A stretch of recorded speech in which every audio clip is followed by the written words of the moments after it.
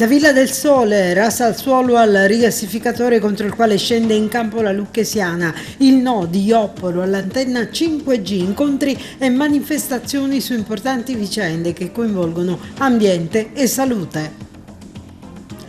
Un logo per tanti ma non per tutti. Il copyright dell'architetto Spallitta può essere utilizzato solo per finalità non commerciali e a Lampedusa c'è un concorso di idee per le scuole per creare il logo per l'aeroporto delle Pelagie, mentre c'è un'app per la promozione del territorio creata da Giovanni Parisi. Nasce ad Agrigento la sezione dell'Istituto Nazionale di Bioarchitettura. Il team Cellini invece si aggiudica il restauro e la copertura conservativa del teatro di Eraclea. Piccola metropoli di Agrigento, alcuni sindaci fanno rete e chiedono all'assessore Di Mauro di farsi interprete delle loro istanze di crescita dei territori tramite il PNRR, incontrando Fitto. Sbarchi, magazzino in fiamme a Santo Stefano, auto di un medico allicata in fiamme pure e ancora colpi di pistola alla porta di un pregiudicato a Monserrato. Film bocche inutili a Rai 5 mentre Licata si prepara al carnevale. Akragas e Profavara e i più bei gol della settimana.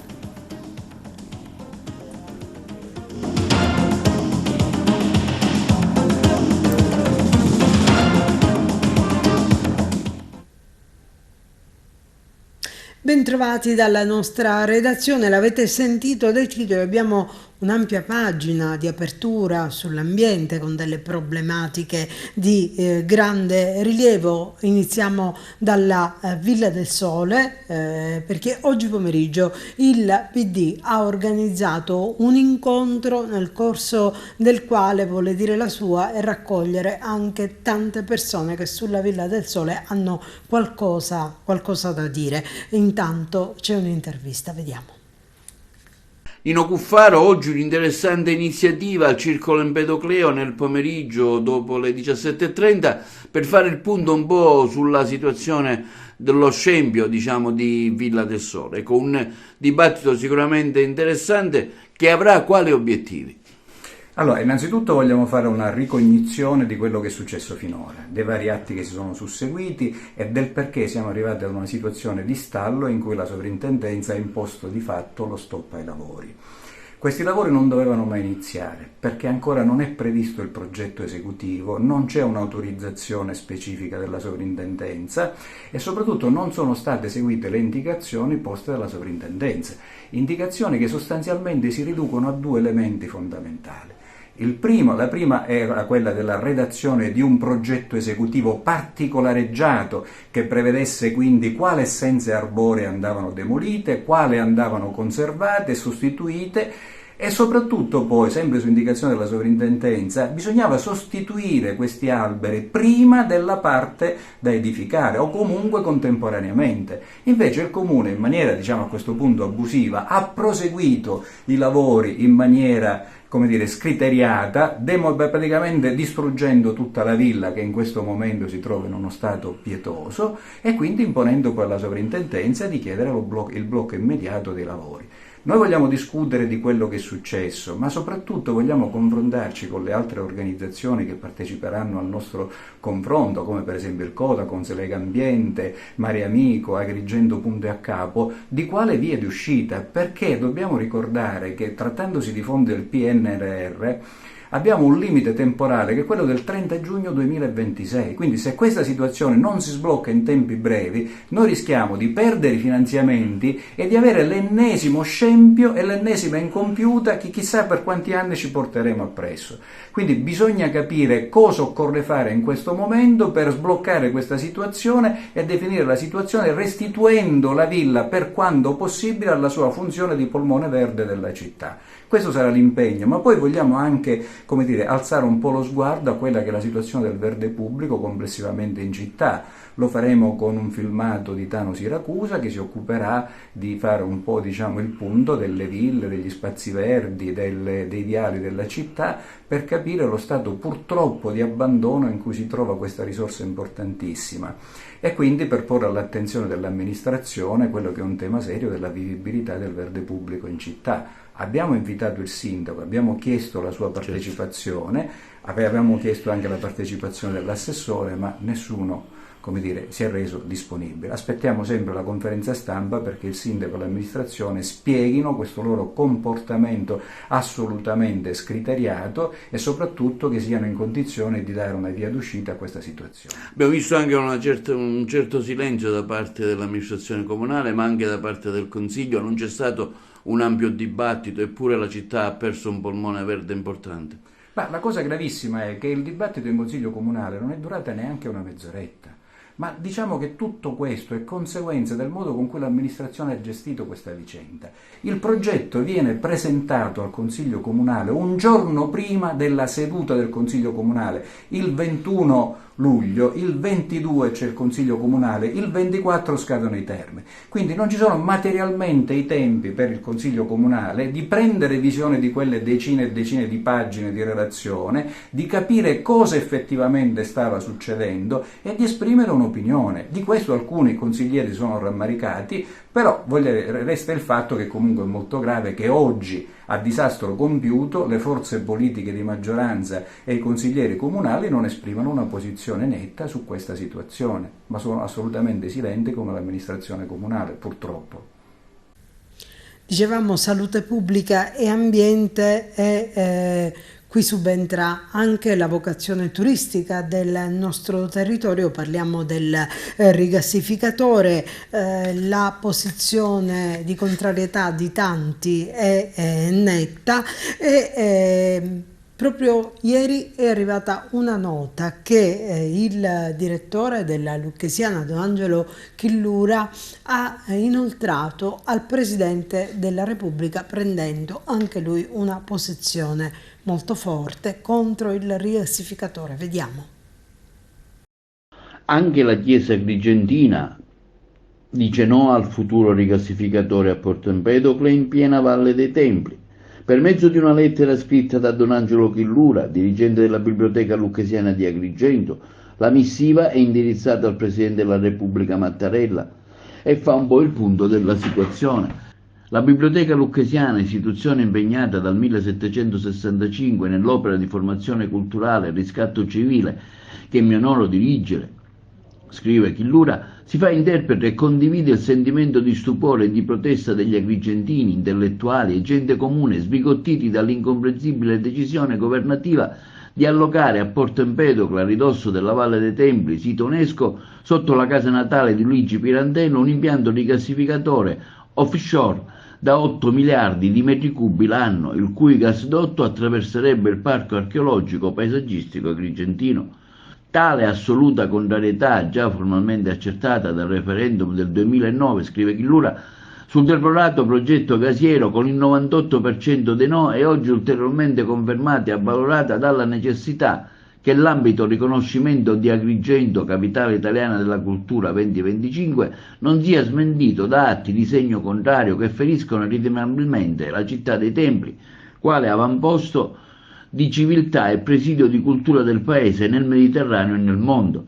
Don Angelo Chillura si rivolge ancora all'onorevole Presidente Mattarella, affermando come, sebbene i vari governi che dal 1867 si sono succeduti nel tempo non abbiano brillato nella tutela della Valle dei Templi di Agrigento, tuttavia non hanno mai osato compromettere l'integrità di questo bene dell'umanità, ammirato e celebrato dai noti viaggiatori del Grand Tour come Goethe per la sua incontaminata bellezza.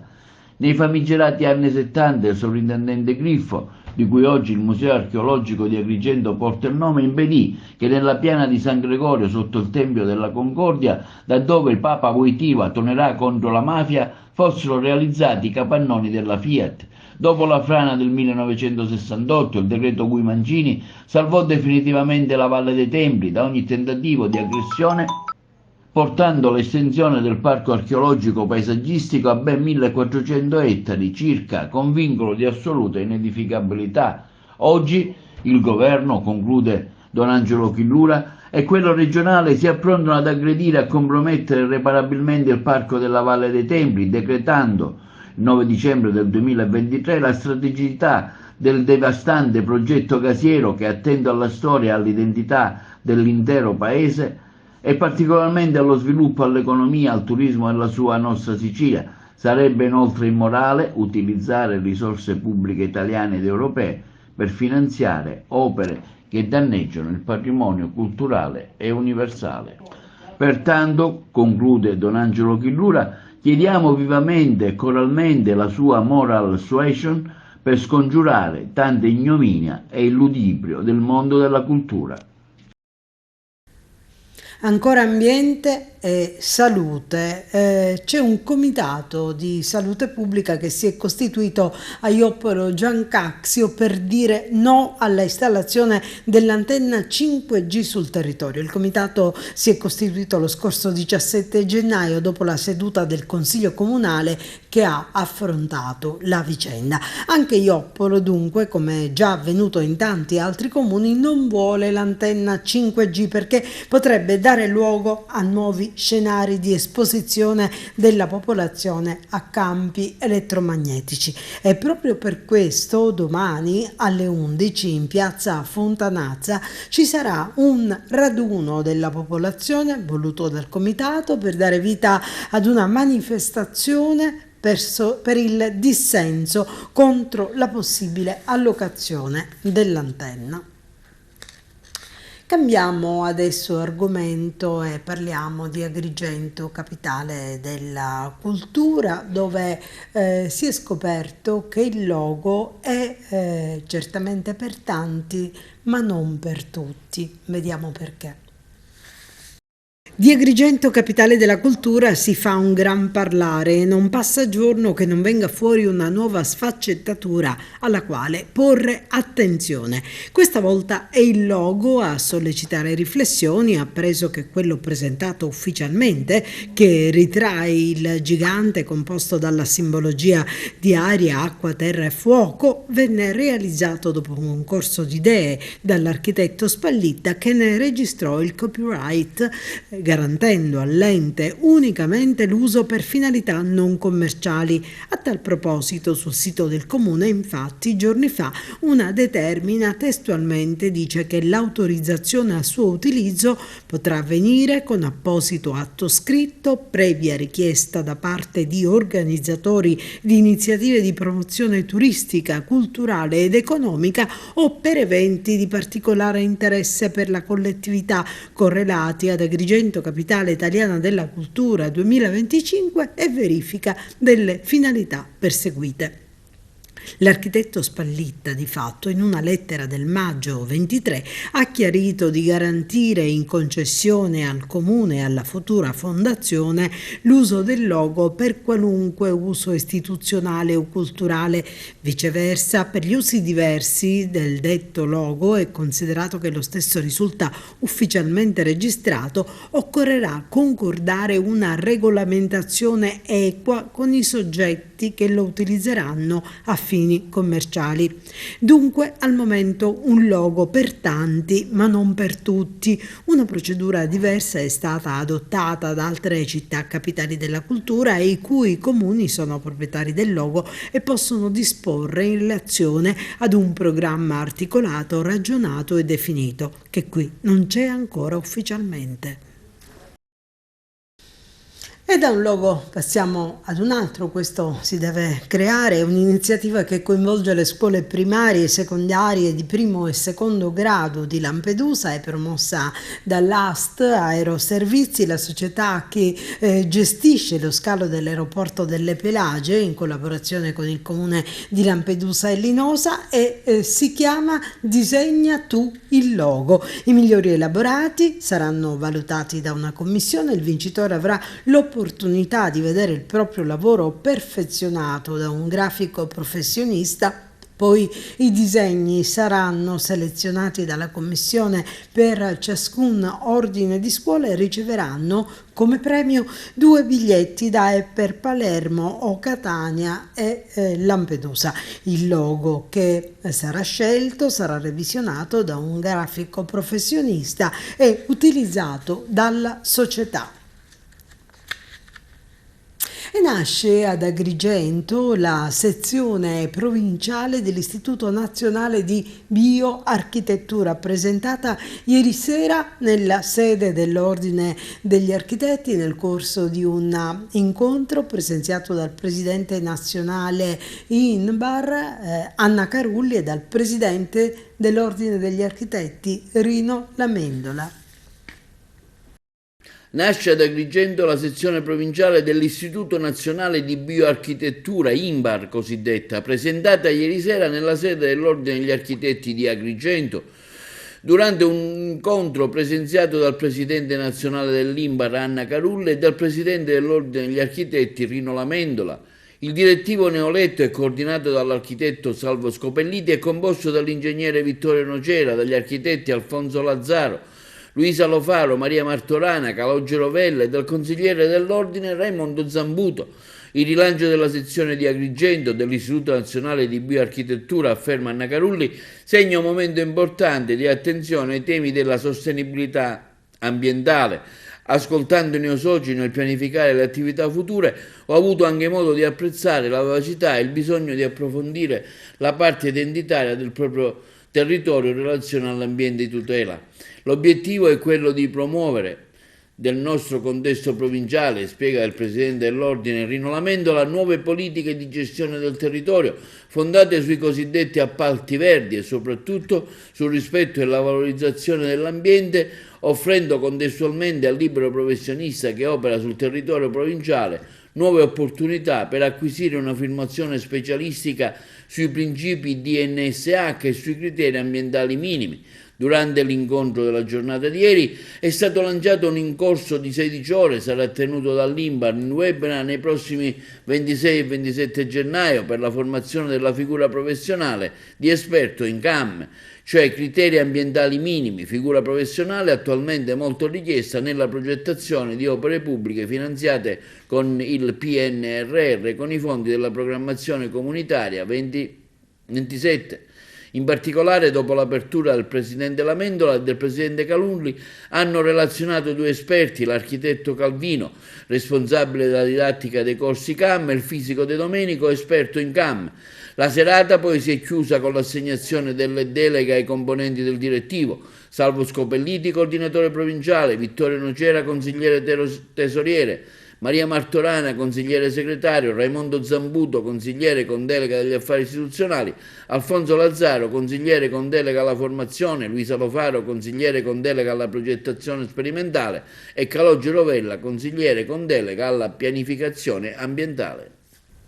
Ancora in tema di architetti, il team di Francesco Cellini, professore straordinario di composizione architettonica presso l'Università degli Studi di Palermo e docente presso l'Università degli Studi di Roma 3, vince il concorso per il Teatro Greco di Eraclea. La graduatoria è stata pubblicata il 15 gennaio e lo vince perché potrà realizzare un intervento ambizioso di valorizzazione e restauro della struttura che dovrà rispettare la storia e l'archeologia dei luoghi. Sentiamo.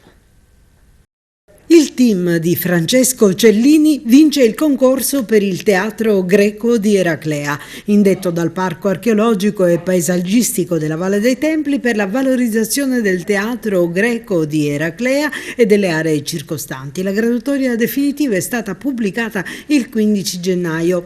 Dovrà realizzare una copertura per proteggere i resti dell'antico teatro di Eraclea dal vento, dalla pioggia, dalla salsedine e dall'acqua di risalita, nonché prevedere una appropriato intervento di restauro.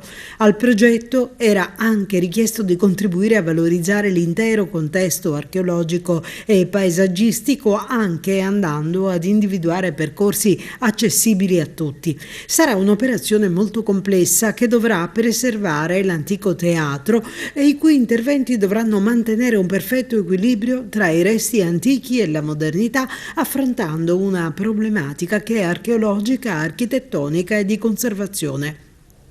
La soluzione della copertura per il teatro tenderà a ricreare, spiegano i progettisti nella relazione tecnica, un luogo ampiamente condiviso con il contesto paesaggistico, fruibile in tutte le sue parti, utilizzabile come tetto giardino e come riparo per la salvaguardia del monumento. La copertura prenderà la forma di una cavea verde pensata come struttura totalmente reversibile e segnando la continuità tra il fascino delle rovine nell'idea dei viaggiatori europei del Settecento e la necessità di dialogare con gli elementi del paesaggio e del territorio costiero. Promuovere il territorio in tutte le sue forme è l'idea di Giovanni Parisi, imprenditore agrigentino, che per questo ha realizzato un'app. Sentiamolo. Un progetto culturale interessante, un'audioguida in multilingue, un progetto che hai già completato. Ecco, se magari vuoi spiegarci di cosa si tratta? Sì, dopo aver realizzato il sito viviagrigento2025.it, da qui ho tirato fuori un'audiolingue proprio in 11 lingue. Che cos'è questa audiolingue? È un itinerario della Valle dei Templi, del centro storico di Agrigento e di altri siti sempre di Agrigento, spiegati, illustrati anzi, con audio realizzati in 11 lingue.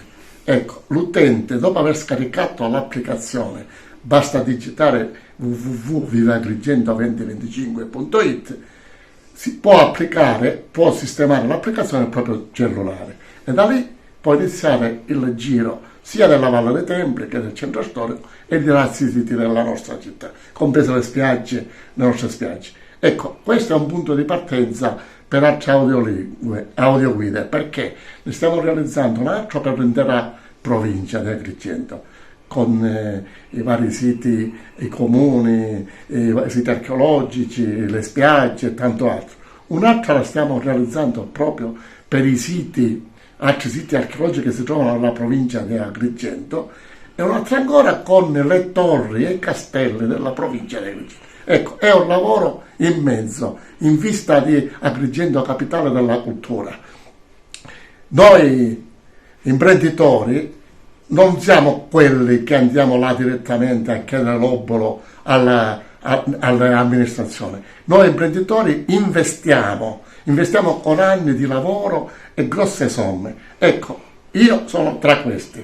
Ho realizzato queste audioguide, ho realizzato il sito su Agrigento e la provincia e ho realizzato tante altre cose che partono dalla conversione digitale, che se ne parla tanto, tra l'altro prevista anche nel bando di gara per Agrigento capitale della cultura. Ecco, io sono pronto. Il comune, se vuole assimilare, vuole prendere questi progetti e far sì di poterli fare usufruire ai turisti e ai cittadini, ecco, basta una chiamata e io sono pronto. Come vedi questo processo di transazione di avvio verso Capitale 2025?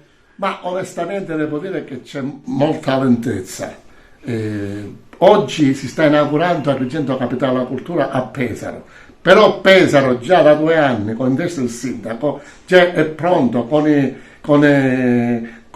progetti, con la struttura che deve organizzarla.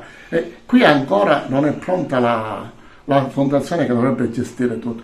Io purtroppo tremo all'idea che questi ritardi possano allentare l'attenzione su Agrigento. Si va verso un flop, molti dicono.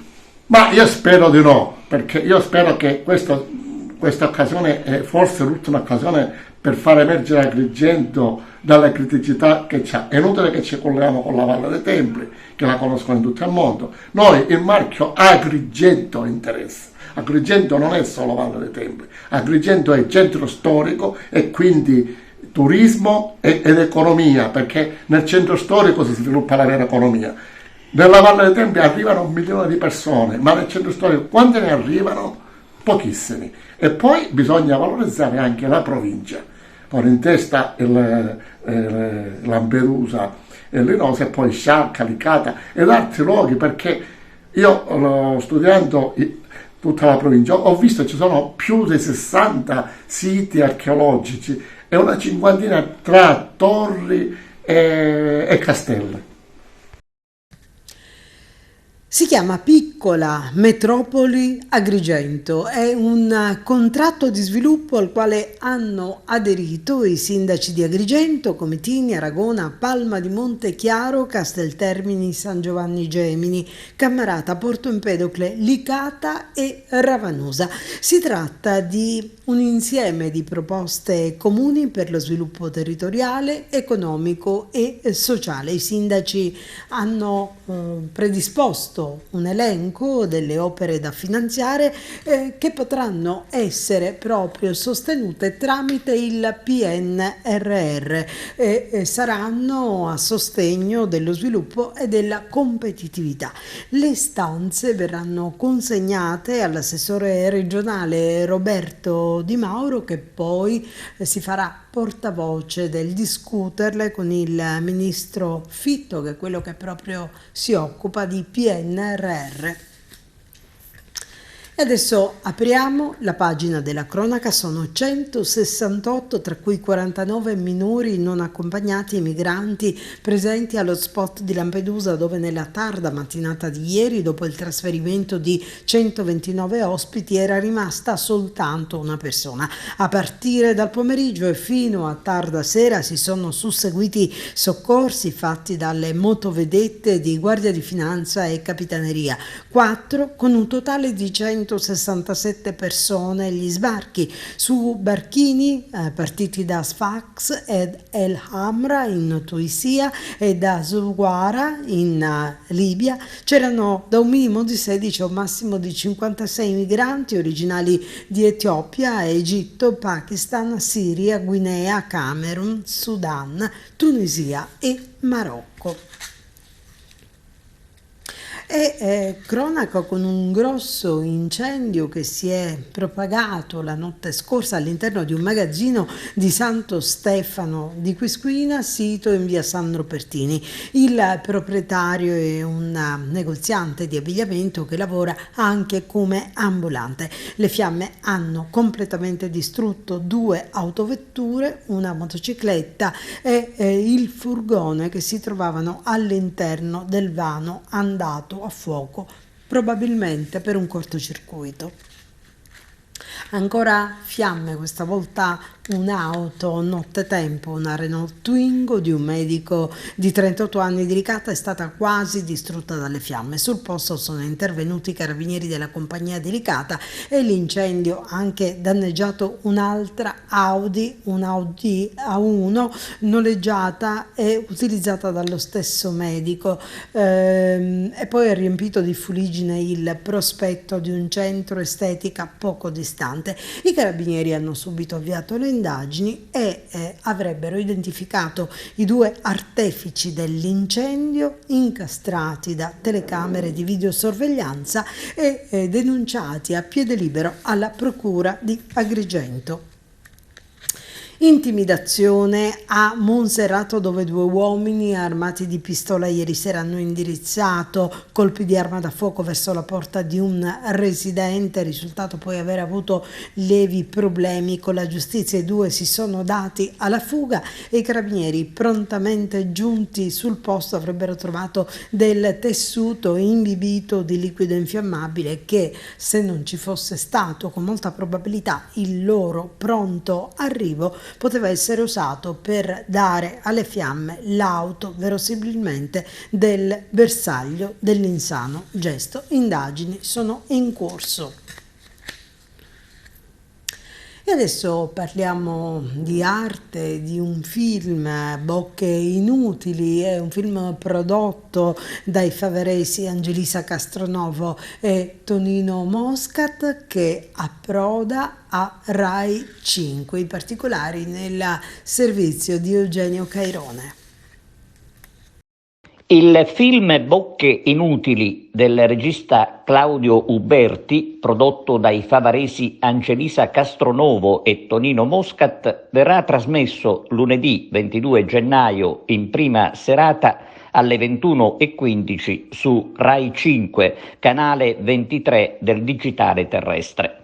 Bocche Inutili è un film tutto al femminile, con un cast di bravissime attrici. Il regista Claudio Uberti ha saputo cogliere la cruda realtà vissuta da un gruppo di donne in un campo di concentramento dove si sono consumati atti di inaudita violenza e ferocia senza alcun rispetto della dignità umana. Il film, che andrà in onda su Rai 5, era stato presentato ad Agrigento al Cinema Ciak, 2 giorni con il pienone, perché il film è da vedere assolutamente e lo dimostra il successo registrato in tutta Italia. È una pellicola che fa riflettere perché la violenza subita dalle donne purtroppo è diventata storia quotidiana. Dicevamo dei produttori. Angelisa Castronovo, avvocato, nel 2018 ha fondato la società di produzione cinematografica che ha prodotto Bocche Inutili, un film sulla Shoah che Rai 5 ripropone per non dimenticare la ferocia di chi ha ritenuto di essere padrone della dignità umana. Il film del regista Claudio Uberti è senza dubbio un capolavoro, e i complimenti vanno condivisi con i produttori, ovvero Angelisa Castronovo e Tonino Moscat. Ci fermiamo, come di consueto per la pubblicità, torniamo tra poco con altre notizie. Licata si prepara al carnevale. Vediamo come in questa intervista. Simona Di Migeri, responsabile del progetto. La conferenza stampa si è appena conclusa, avete illustrato l'impegno vostro della cooperativa Sole in questa organizzazione del Carnevale Licatese 2024.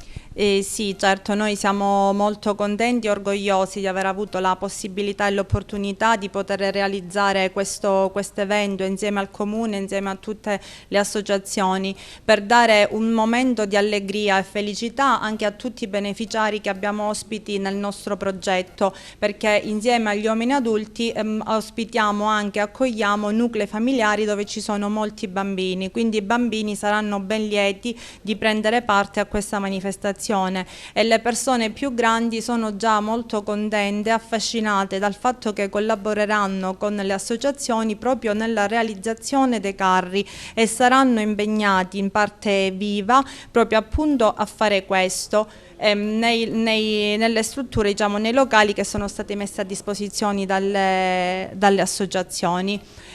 Angelo Vigenti, conferenza stampa di presentazione del Carnevale Licatese 2024, si è messa in moto la macchina. Sì, in ritardo perché purtroppo i tempi sono quelli che sono. Siamo stati contattati dal sindaco per vedere di dare un pochettino di allegria a questo paese e non potevamo fare a meno di non intervenire. Sicuramente i tempi, come dicevo prima, sono brevissimi. Stiamo facendo nottate a go-go, ma a questo ci eravamo abituati anche nel passato.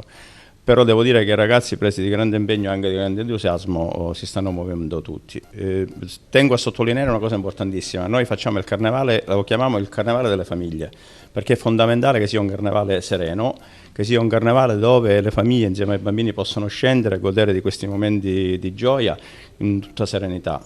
E mi riferisco sia durante le sfilate dei carri, ma anche e soprattutto durante le serate che si svolgeranno in Piazza Progresso. Le serate saranno 4, a iniziare dal sabato e si concluderanno martedì. Quindi all'insegna, diciamo, della gioia e della serenità, questo sì. A Sassuolo Bondo torna il carnevale dopo gli anni del Covid, ci state lavorando insieme alla cooperativa Sole e a 2 associazioni che si sono dette pronte a organizzare. Il budget è limitato, sappiamo le condizioni economiche del comune, però il programma sembra abbastanza corposo. Eh sì, il programma è corposo, finalmente ritorna il Carnevale a Licata dopo questi anni di buio dovuti al Covid. Ringrazio qui a nome di tutta l'amministrazione comunale, la Cooperativa Sole e le altre associazioni che stanno contribuendo alla realizzazione dei nostri 3 carri allegorici. I temi saranno Asterix e Obelix, i Puffi e la famiglia Adams.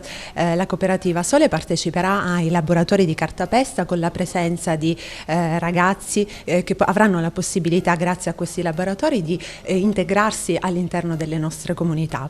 Il programma va dal 10 al 13 di febbraio, grandi feste, grandi parate, sono state coinvolte tutte le scuole di ogni grado e anche numerose associazioni, nonché le scuole di ballo che parteciperanno tutti insieme alle nostre sfilate che animeranno per 4 giorni la città. E adesso lo sport con Carmelo Lentini che ci parlerà dell'Akragas che incontrerà il Ragusa a porte chiuse e poi ci sposteremo a Favara dove c'è stato un grande incontro voluto dagli ultra con la dirigenza, i giocatori e la tifoseria del Pro Favara, del quale ci riferirà Giuseppe Moscato. Per l'incontro di calcio in Serie D Akragas Ragusa, in programma proprio questa domenica 21 gennaio allo Stadio Esseneto, a causa di alcuni profili di criticità la gara dovrà giocarsi a porte chiuse.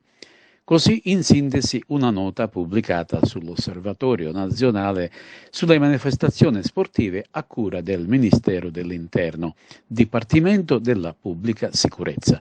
Dunque, per la seconda volta consecutiva, l'Akragas dovrà giocare senza l'apporto del pubblico amico, come successo in precedenza contro la Nuova Igea. Allora però i motivi erano ben diversi e legati alla squalifica dello stadio a causa di alcuni petardi scagliati sul rettangolo di gioco in occasione della gara esterna con il Licata. Tornando alla sfida di questa domenica, fischio di inizio alle ore 14:30, la compagine di casa proviene da 3 risultati utili consecutivi che ha permesso di guadagnare 5 punti preziosi, frutto di una vittoria e 2 pari. Di contro un Ragusa che proviene invece da una sconfitta interna con la blasonata Vibonese. La compagine iblea del tecnico Giovanni Gnoffo, ricordiamo è stato anche un ex calciatore rosanero ed anche di Serie A, scenderà all'Esseneto a gran completo e vuole vendicare intanto l'amara sconfitta di mercoledì scorso e poi quella interna del girone di andata maturata proprio con la compagine dei Templi, gara che fu decisa allora da un gol del giovane biancazzurro Scozzari. Il tecnico di casa Marco Coppa sembra avere le idee chiare ed è nelle sue intenzioni tirarsi fuori definitivamente dal centro classifica per poi puntare ad una quota punti che significherebbe salvezza ed obiettivo stagionale raggiunto. L'11 biancazzurro di Marco Coppa è orientata a confermare l'asse di centrocampo, vale a dire Garufo, Sanseverino, Grillo, e supportato da quello difensivo con Cipolla, Fragapane e Richichi, per poi completare l'11 con la linea d'attacco con Di Mauro, Di Stefano e Scozzari. Però in occasione dell'ultima gara di campionato di mercoledì scorso a Sant'Agata si sono visti all'opera gli ultimi arrivati, Davide Caramanno, classe 2004, e Gianmarco Di Stefano, attaccante classe 2000, i quali hanno destato un'ottima impressione. Adesso a disposizione del tecnico biancazzurro c'è una rosa di giovani calciatori che continua a maturare gara dopo gara. Attualmente Akragas e Ragusa hanno un cammino parallelo in queste prime 20 giornate di campionato. Entrambe hanno infatti gli stessi punti, esattamente 26, che sono conseguenza di 7 vittorie, 5 pari e 8 sconfitte. La gara sarà diretta da una terna interamente siciliana. Ad arbitrare sarà Ascash José Maria Duque Cecchedi di Caltanissetta con assistenti Alessandro Rallo di Marsala e Giovanni Battista Citarda di Palermo. Mister Marco Coppa, domani sarà la terza partita in 3 giorni, altro scontro diretto per la salvezza. All'Esseneto arriva il Ragusa. Si gioca senza pubblico e si gioca su un campo ai limiti della praticabilità. Ti chiedo che partita dovremmo aspettarci, che gara sarà? Io ovviamente guardo all'avversario, che è un avversario importante, un avversario con un allenatore molto bravo.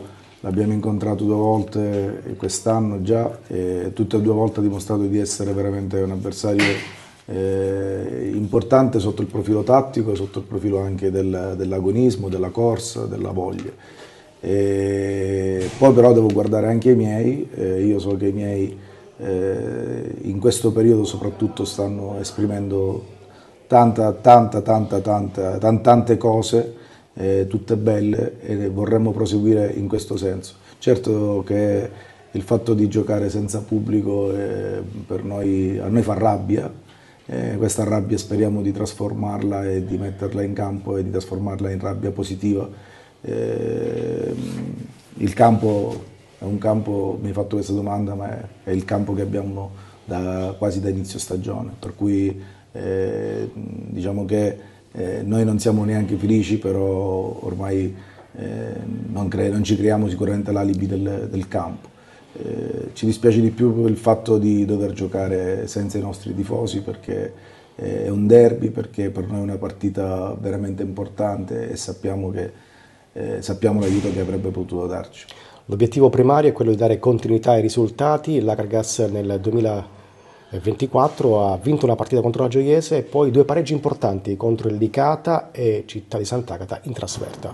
Sì, per questo dicevo, io spero che i ragazzi continuino a dare risposte importanti come le hanno date in questo 2024 e spero, ripeto, che domani si trasformi ancora di più, perché i ragazzi sono davvero arrabbiati, la delusione ormai è stata smaltita dalla notizia, però spero almeno che trasformino la rabbia in rabbia positiva dentro il campo per voler tentare di portare a casa la partita, perché per noi i nostri tifosi in curva sono veramente il nostro 12° uomo in campo ed è un peccato non averli in questo derby. Come è arrivata questa partita contro il Ragusa?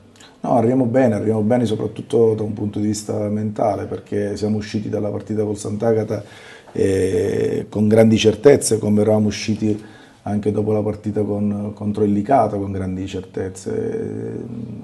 Siamo una squadra che adesso veramente ha poche sbavature e quindi questo è il nostro dato più importante dal quale vogliamo partire.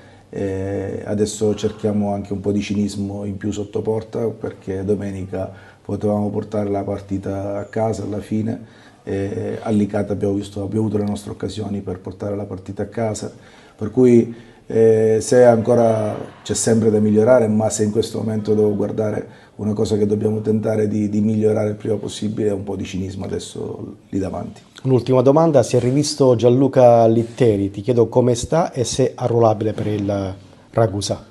Gianluca farà parte sicuramente domani dei nostri, Gianluca sta bene, si sta totalmente riprendendo e quando sarà sicuramente Gianluca Litteri a tutti gli effetti sono convinto che ci darà una grande mano d'aiuto. Dunque si tratta di una domenica importante per le compagini agrigentine di Serie D Gironi. Come avevo detto prima, all'Esseneto si disputa la sfida con il Ragusa a porte chiuse. Gara interna invece per il Canicattì, che contro la Nuova Gioiese deve riconfermare il buon momento, specie dopo la vittoria ottenuta ai danni del Licata. Trasferta difficile per i gialloblu di Pippo Romano, chiamati a invertire la rotta dopo una serie di risultati non certo brillanti. Queste le altre gare in programma: Nuova Egea Siracusa, Real Casalnuovo Sant'Agata, Reggio Calabria San Luca, San Gataldese Portici, Vibonese Trapani e riposano Acireale e Castrovillari. Per quanto riguarda invece il prossimo turno del girone A di eccellenza, occhi puntati su ciò che potrà derivare dallo stadio di Sciacca, dove è di scena la Nissa, quindi Unitas Sciacca, Nissa. Il Favara invece se la vedrà in casa con il Don Carlo Misilmeri. Queste le altre gare in programma: Oratorio Marineo Castellammare, Mazzara Folgore, Geraci Unione Sportiva Mazzara 46, Casteldaccia Athletic Club Palermo, Aspra Fulgatore, che si gioca questo sabato a partire dalle ore 14, e poi Accademia Trapani Super Giovane Castelbuono. Nel girone A, sempre però di promozione, ci sarà un derby tutto agrigentino, vale a dire a Casteltermini sarà di scena il Camarat. Dunque Casteltermini Camarat e Bagheria Giardellinese, il Gemini invece affronta l'Alba Alcamo, mentre l'Empedoclina gioca fuori casa contro l'Iccarense. Potrebbero essere dei punti molto importanti per la sfittica e classifica della squadra marinara. Poi si giocherà Marsala Cus Palermo, Martinica Audace Parma Valle, San Giorgio Piana, città di San Vito Lo Capo, che è una sfida al vertice. Simpatico incontro ieri sera tra la dirigenza e i giocatori della Pro Favara con gli Ultras, la tifoseria organizzata dei giallo-blu. Il presidente Rino Castronovo, tutta la dirigenza e buona parte dei giocatori si sono recati nella loro sede per un cordiale incontro che mette ancora in evidenza il grande legame della società dei giocatori con la tifoseria organizzata. I supporter dei giallo-blu che seguono la squadra non solo a Favara ma anche nelle trasferte sono stati felici di ricevere nella loro sede la Pro Favara per rinsaldare il grande legame che c'è tra la tifoseria e la squadra. Un momento di unione, di condivisione, ma anche di organizzazione in vista del prosieguo del campionato che vede la Pro Favara al secondo posto in classifica all'inseguimento della Nissa. Si è parlato proprio della partita di domani con il Miselmeri, che è il presupposto di una grande partita con la Nissa che si giocherà la prossima domenica in trasferta. Ma sentiamo i protagonisti e vediamo la grande festa. La fase decisiva del campionato, domenica dopo la bella vittoria a Mazzara con la Mazzara 46 c'è stata la svolta, la città è tutta attorno alla squadra, questo entusiasmo si tocca in maniera tangibile, però non pensiamo ancora alle altre giornate. Domenica abbiamo una partita difficile con il Miselmeri e vogliamo vincerla in 12 insieme al pubblico, per questo lanciamo un messaggio, vogliamo Favara che riempia lo stadio Brucoleri, perché quando vuole Favara fa il sold out. Domenica è una di queste partite, il Miselmeri è una bella squadra, ma noi siamo consapevoli della nostra forza e dopo penseremo alle altre partite, perché ci sarà poi una trasferta che sarà importante per il nostro proseguo del campionato. Noi ci crediamo dall'inizio, ci crediamo ancora di più dopo Mazzara, siamo un unico gruppo, squadra, ultras, società e speriamo di arrivare, di tornare dopo più di 20 anni in Serie D. Tutti insieme possiamo raggiungere l'obiettivo nonostante il cammino pazzesco della Nissa. È stato un bel percorso fino in questo momento da parte della Pro Favara, seconda forza del campionato, tutte le partite in trasferta vinte, c'è la Nissa che sta un po' più avanti, ma si può fare. Sì, si può fare, speriamo in qualcosa di positivo che arrivi da Sciacca. Noi dobbiamo battere il Miselmeri e poi comunque ci andiamo a giocare tutto a Caltanissetta. Favara Ultras è pronta, speriamo di coinvolgere maggiormente la città, saremo tantissimi a Caltanissetta, ma prima ripeto è importante superare il Miselmeri e poi andremo a giocarci tutto a Caltanissetta. Il campionato è ancora lungo, la squadra è forte, è attrezzata, è stata ulteriormente migliorata e noi ci crediamo da agosto e dopo Mazzara siamo tutti carichi. Mazzara può essere la svolta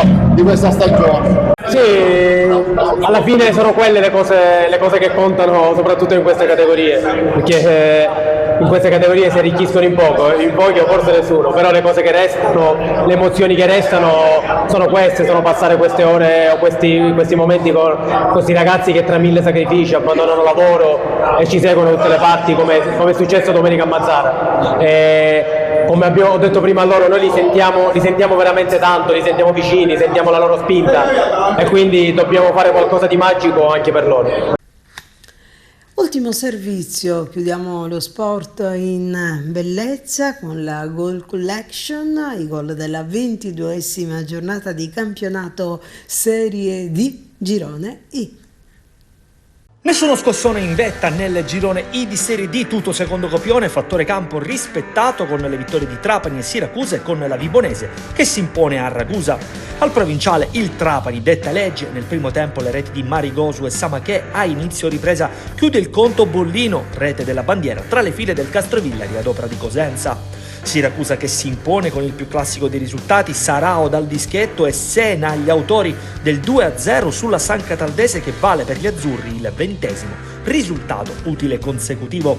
Partita ricca di gol e di spunti all'Aldo Campo, dove ad avere la meglio è la Vibonese, calabresi avanti con l'incornata di Ciro Pavetta. Nella ripresa gli ospiti allungano ancora con il centravanti ex Siracusa e Conciotti, abile a rettificare una difettosa respinta del portiere. Per il Ragusa accorciano le distanze Romano e Reinero. Si assesta al quarto posto in piena zona playoff il Real Casalnuovo, che non deve sudare le proverbiali 7 camicie per avere ragione della Gioiese. A segno per i campani Sarno e Di Corato. Pareggio senza reti al Biagio Fresina tra Città di Sant'Agata e Acragas, mentre l'altro derby siciliano, nella fattispecie agrigentino, è ad appannaggio del Canicattì che strapazza Licata per 3-0.